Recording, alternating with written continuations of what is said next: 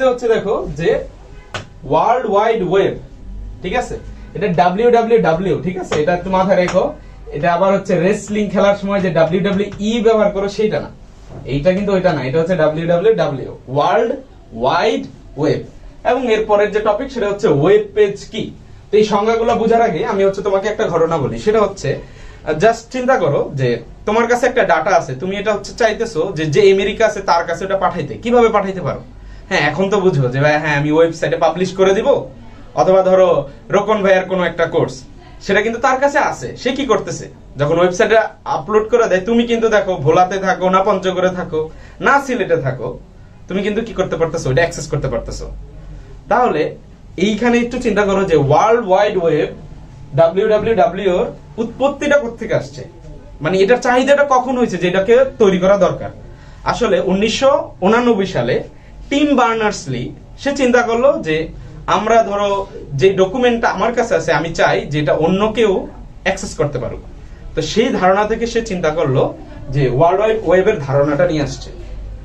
So তো এখানে একটু দেখতে পারো যে 1989 সালে, হ্যাঁ এটা এমসিকিউর জন্য ইম্পর্টেন্ট, সো একটু মাথায় রাখো এটা হচ্ছে এমসিকিউর জন্য ইম্পর্টেন্ট। 1989 সালে মার্চে কখনো আসবে না, বাট টিম বার্নার্স-লি, এটা একটু মাথায় রেখো, এই ব্যক্তিকে এটা নিয়ে আমরা হচ্ছে পরবর্তীতে আলোচনা করব। তাহলে দেখো 1989 সালে টিম বার্নার্স-লি হাইপার টেক্সট, হ্যাঁ এইটা নিয়ে আমাদের শেখা লাগবে।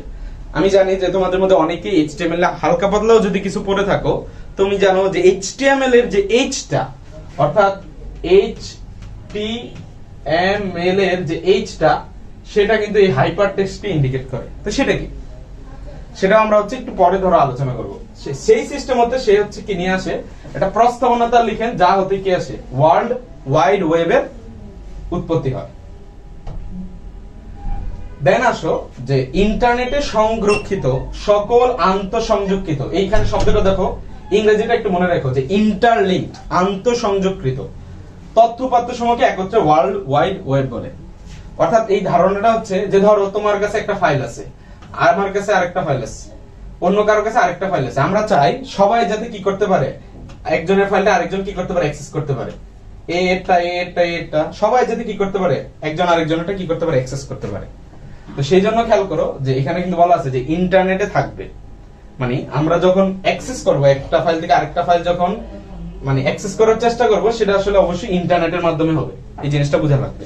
তো ইন্টারনেটে সংরক্ষিত সকল আন্তঃসংযোগকৃত, আন্তঃসংযোগকৃত মানে কি, যে আমার এই ফাইলটা তুমি মানে অন্যকে অ্যাক্সেস করতে পারবে, তোমার এই ফাইলটা আরেকজন অ্যাক্সেস করতে পারবে, মানে সবাই কোনো না কোনো ভাবে কি আছে, ইন্টারনেটের মধ্যে কানেক্টেড আছে।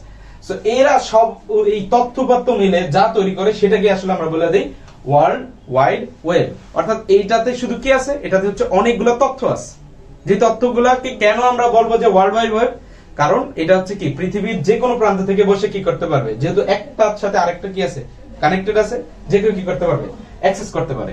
পরবর্তী পয়েন্টে আসো যে তাহলে ওয়েব পেজটা কি। ওয়েব পেজটা একটু আগে যেটা বললাম যে আমি যখন রিকোয়েস্ট করছি আমাকে কি একটা ডাটা পাঠাইছে, সেটাতে ধরো ফাইল আকারে পাঠাইছে। তো সাধারণত বিভিন্ন দেশের সার্ভারে, আচ্ছা সার্ভার মানে কি, একটা কম্পিউটার, ধরো কোনো একটা কম্পিউটারে সংরক্ষিত তথ্যসমূহকে কোনো একটি নির্দিষ্ট ফাইলের, এই খেয়াল করো, ফাইলের মাধ্যমে ওয়েব ব্রাউজারের সাহায্যে দেখানো হয়, সেই ফাইলটিকে কি বলা হয়, ওয়েব পেজ বলা হয়। হ্যাঁ, ওই আমরা যখন ব্রাউজারে যাই ক্লিক করো, যাই দেখতে পাইতেছো, ওইটাই কিন্তু একটা কি ওয়েব পেজ। তো এইটা কিন্তু কোথায় আছে, সার্ভারে ফাইল আকারে স্টোর করা আছে।